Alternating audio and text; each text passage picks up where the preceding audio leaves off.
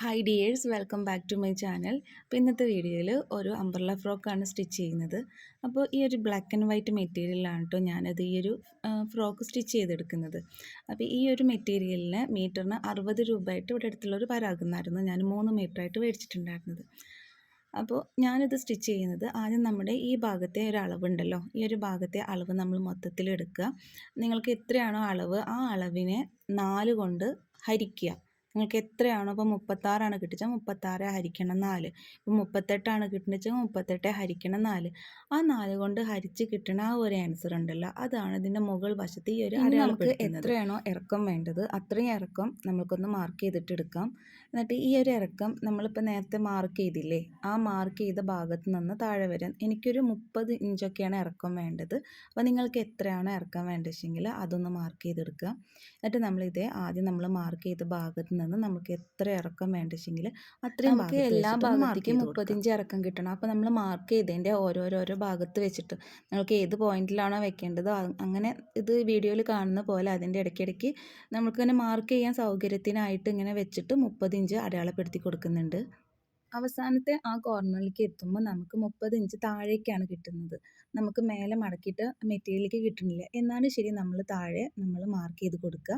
അതിനുശേഷം നമ്മൾ കൊടുത്തിട്ടുള്ള മാർക്കിംഗ് ഒക്കെ ഉണ്ടല്ലോ, അതൊക്കെ ഒന്ന് ജോയിൻ ചെയ്ത് കൊടുക്കാം. നിങ്ങൾക്ക് എങ്ങനെയാണോ സൗകര്യം അതുപോലെ ജോയിൻ ചെയ്ത് കൊടുക്കാം കേട്ടോ. ചിലർ കൈകൊണ്ട് തന്നെ ജോയിൻ ചെയ്ത് കൊടുക്കും. ഞാനിങ്ങനെ സ്കെയിൽ ഉപയോഗിച്ചിട്ട് ഒരു കർവ് മോഡലിൽ സ്കെയിൽ ഉപയോഗിച്ച് വരച്ചതിന് ശേഷം നമ്മളൊന്ന് കർവ് ആക്കിയിട്ട് എടുക്കുക. ഇനി നമുക്കിതൊന്ന് കട്ട് ചെയ്തിട്ടെടുക്കാം. കട്ട് ചെയ്തിട്ടെടുക്കുമ്പോൾ നമ്മളിപ്പോൾ ഈ ഒരു ഭാഗം ഉണ്ടല്ലോ, ഈ ഒരു ഭാഗത്തേക്ക് എത്തുമ്പോൾ താഴത്തേക്ക് അത്ര മെറ്റീരിയൽ ഇല്ലല്ലേ. അപ്പോൾ ആ താഴത്തേക്ക് വേണ്ടിയിട്ട് കുറച്ച് മെറ്റീരിയൽ നമ്മൾ മേലെന്ന് ഏതെങ്കിലും നമ്മൾ ഇപ്പോൾ ബാക്കി വരുന്ന തുണി ഉണ്ടല്ലോ, അവിടെ നിന്ന് ഒരു ബാലൻസ് തുണി എടുത്തിട്ട് നമ്മൾ അവിടെ ഒന്ന് സ്റ്റിച്ച് ചെയ്ത് കൊടുക്കണം. നമ്മൾ ആദ്യം അളവ് എടുത്ത് മാർക്ക് ചെയ്ത ഭാഗം ഉണ്ടല്ലോ, നമ്മുടെ യോക്കിൻ്റെ ഭാഗം ഞാൻ കട്ട് ചെയ്തിട്ടുണ്ടായിരുന്നില്ല. അപ്പോൾ ആ ഭാഗം കൂടി ഒന്ന് കട്ട് ചെയ്ത് കൊടുക്കുന്നുണ്ട്.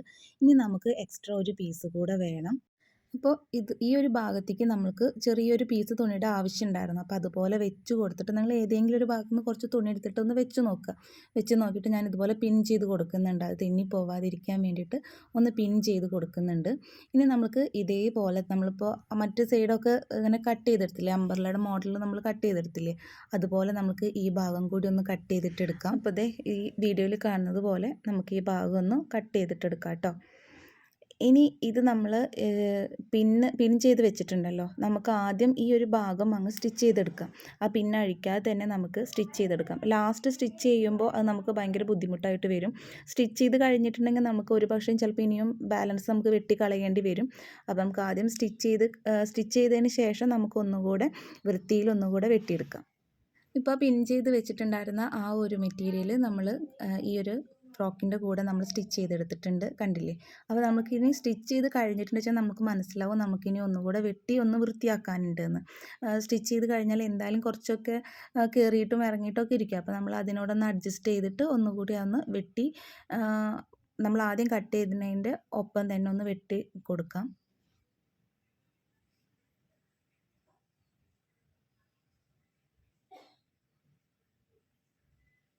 ഇപ്പം നമ്മൾ ആ ഭാഗമൊക്കെ വെട്ടിയിട്ടുണ്ട്. ഇപ്പം നമ്മുടെ ഈ ഒരു ഫ്രോക്കിൻ്റെ താഴ്ഭാഗം ഉണ്ടല്ലോ, ആ താഴ്ഭാഗത്തിൻ്റെ കട്ടിങ് കഴിഞ്ഞിട്ടുണ്ട്. ഇനി നമ്മൾക്ക് മുകൾ വശം നമ്മുടെ ഷോൾഡറും കൈക്കുഴിയൊക്കെ ഉണ്ടല്ലോ, അതൊക്കെ ഒന്ന് കട്ട് ചെയ്തെടുക്കാനുണ്ട്. അപ്പം നമ്മൾ നേരത്തെ വെട്ടിയിൽ നിന്നുള്ള ബാലൻസ് ഭാഗം ഉണ്ടാവുമല്ലേ, ആ ഭാഗത്തു നിന്നാണ് ഞാൻ ഇതിൻ്റെ മുകളിലത്തെ ഭാഗങ്ങൾ കട്ട് ചെയ്ത് ചുരിദാർ വെട്ടുന്നത് പോലെ തന്നെ മെറ്റീരിയലിനെ 4ആയിട്ട് മടക്കുക. 4ആയിട്ട് മടക്കിയിട്ട് നമ്മൾക്ക് ഷോൾഡറും കഴുത്ത് ആ ഒരു ഭാഗം ഉണ്ടല്ലോ, അവിടെ എത്രയാണോ എടുക്കുന്നത് വെച്ചെങ്കിൽ അത്ര നമ്മളൊന്ന് മാർക്ക് ചെയ്തിട്ട് എടുക്കുക.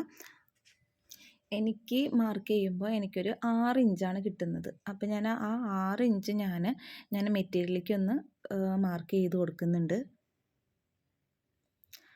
അപ്പോൾ നമ്മൾ വീഡിയോയിൽ കാണുന്ന പോലെ 6 ഇഞ്ച് ഇവിടേക്കൊന്ന് മാർക്ക് ചെയ്ത് കൊടുക്കുക. 6 ഇഞ്ച് മാർക്ക് ചെയ്തതിന് ശേഷം അവിടെ നിന്ന് താഴത്തേക്ക് ഇതുപോലൊരു എൽ ഷേപ്പിൽ വരച്ചു കൊടുക്കണം. അപ്പോൾ താഴത്തേക്കും ഒരു 6 ഇഞ്ചാണ് കൈക്കുഴിയായിട്ട് എടുക്കേണ്ടത്. ഇതുപോലെ ഒരു 6 ഇഞ്ച് എടുക്കുക. അതിന് ശേഷം വേണം നമ്മൾ എൽ ഷേപ്പിൽ വരച്ചു കൊടുക്കാൻ. അപ്പോൾ നമ്മൾ കൈക്കുഴി വെട്ടുമ്പോൾ നമ്മൾ ഈ 6 ഇഞ്ച് എടുത്തില്ലേ, ആ 6 ഇഞ്ചിൻ്റെ അവിടെ നിന്ന് ഒരു 3 ഇഞ്ചിൻ്റെ അവിടേക്ക് നമ്മൾ മാർക്ക് ചെയ്ത് കൊടുക്കുക മേലേക്ക്. 6 ഇഞ്ചിൻ്റെ ഒരു 3 ഇഞ്ച് നമ്മൾ മേലെ മാർക്ക് ചെയ്ത് കൊടുക്കുക.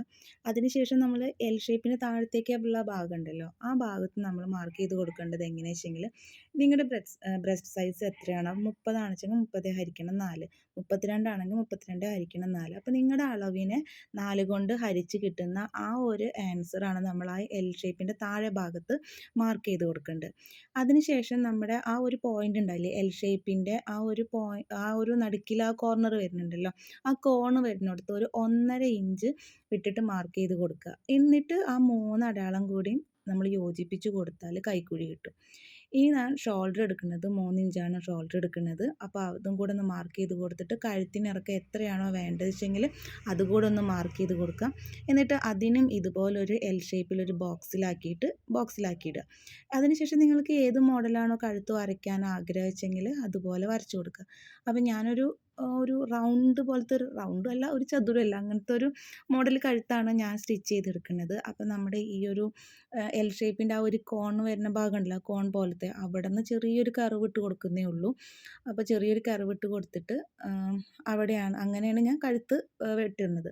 ഇനി നമുക്ക് ഇവിടെ നിന്ന് നമുക്ക് എത്രയാണോ ഇറക്കം വേണ്ടത്, നമ്മൾ നേരത്തെ അമ്പർല നമ്മൾ ആ ഒരു ഷേപ്പിൽ നമ്മൾ കട്ട് ചെയ്തെടുത്തില്ലേ, അപ്പോൾ അതിൻ്റെ ഒരു ഇറക്കം നമുക്ക് എത്ര വേണ്ടത് വെച്ചെങ്കിൽ അത്രയും ഇറക്കം നമ്മളൊന്ന് മാർക്ക് ചെയ്തെടുക്കുക. അപ്പോൾ ഞാനിത് അളവ് തെന്നി പോകണ്ടെന്ന് കേട്ട് എല്ലാ ഭാഗത്തും മാർക്ക് ചെയ്ത് കൊടുക്കുന്നേ ഉള്ളൂ കേട്ടോ. ഇനി മാർക്ക് ചെയ്ത് കൊടുത്തിട്ട് നമുക്കിതൊന്ന് കട്ട് ചെയ്തിട്ടെടുക്കാം.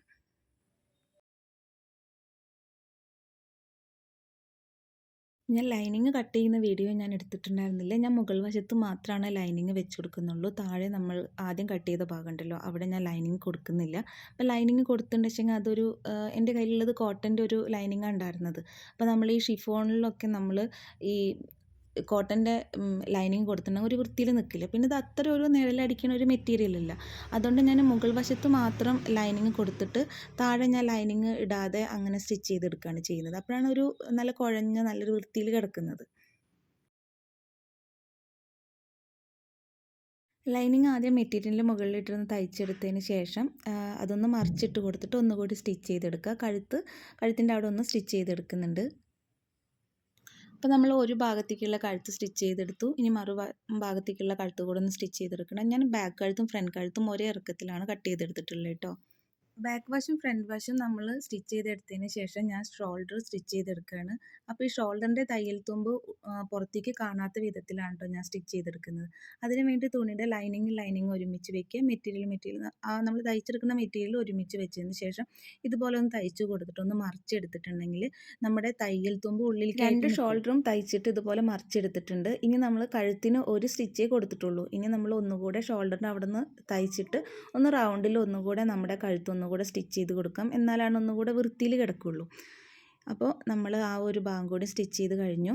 ഇപ്പോൾ മുകൾ വശം നമ്മൾ സ്റ്റിച്ച് ചെയ്ത് കഴിഞ്ഞു. ഇനി നമ്മൾ നേരത്തെ കട്ട് ചെയ്ത് വെച്ചിട്ടുണ്ടായിരുന്നില്ലേ, അമ്പർല പോലെ കട്ട് ചെയ്ത് വെച്ചിട്ടുള്ള ആ ഭാഗം ഇതിനോട് യോജിപ്പിച്ചിട്ട് നമുക്കൊന്ന് സ്റ്റിച്ച് ചെയ്തെടുക്കാം. ഇത് വളരെ സിമ്പിളാണ്. നമ്മൾ എല്ലാ ഭാഗത്തേക്കും ഒന്ന് അത് വെച്ചിട്ടൊന്ന് സ്റ്റിച്ച് ചെയ്തെടുക്കുക, അത്ര മാത്രമേ ചെയ്യുന്നുള്ളൂ.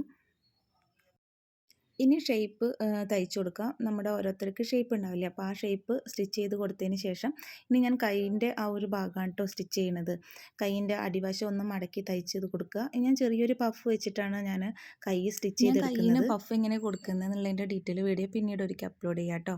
അപ്പോൾ ഞാനിതിൻ്റെ ഈ ഒരു ഫ്രോക്കിൻ്റെ താഴ്വശം ഞാൻ മടക്കി സ്റ്റിച്ച് ചെയ്തിട്ടില്ല. മടക്കി സ്റ്റിച്ച് ചെയ്യുമ്പോൾ അതൊരു വൃത്തിയിൽ കിടക്കുന്നില്ല.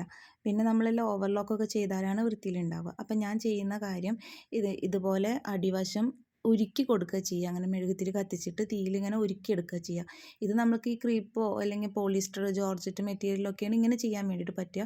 കോട്ടണിലൊന്നും പറ്റില്ല. അപ്പോൾ ഇതുപോലെ സൂക്ഷിച്ച് ചെയ്യണം കേട്ടോ. കാരണം ഒന്ന് പതറിപ്പോയാൽ മൊത്തത്തിൽ കത്തി പോവും. അപ്പോൾ നമ്മൾ ശ്രദ്ധിച്ചിട്ട് ഇതുപോലെ ഇങ്ങനെ താഴ്വശം ഇങ്ങനെ ഉരുക്കി കൊടുത്തിട്ടുണ്ടെങ്കിൽ നല്ല ഭംഗിയിൽ തന്നെ കിടക്കും. ഇങ്ങനെ പൊന്തി നിൽക്കുകയൊന്നുമില്ല, നല്ല വൃത്തിയിൽ കിടക്കും. അപ്പോൾ ഇതുപോലെ ഒന്ന് ചെയ്ത് നോക്കുക കേട്ടോ. അടിവശം ഒന്ന് ഇതുപോലെ ശ്രദ്ധിച്ചൊന്ന് ഉരുക്കി ഒന്ന് നോക്കി നോക്കുക. അപ്പോൾ നല്ല വൃത്തിയിൽ കിടക്കും. അപ്പോൾ ഫൈനലി നമ്മുടെ ഫ്രോക്കിൻ്റെ എല്ലാ പണികളും കഴിഞ്ഞിട്ടുണ്ട്. അപ്പോൾ ഇതുപോലെയാണ് ഫ്രോക്കിൻ്റെ ഒരു മോഡൽ വരുന്നത്. അപ്പോൾ വീഡിയോ ഇഷ്ടപ്പെടുകയാണെങ്കിൽ ലൈക്ക് ചെയ്യാനും ഷെയർ ചെയ്യാനും കമൻറ്റ് ചെയ്യാനും മറക്കരുത്. മറ്റൊരു വീഡിയോയിൽ നമുക്ക് വീണ്ടും കാണാം. എല്ലാവർക്കും ബൈ.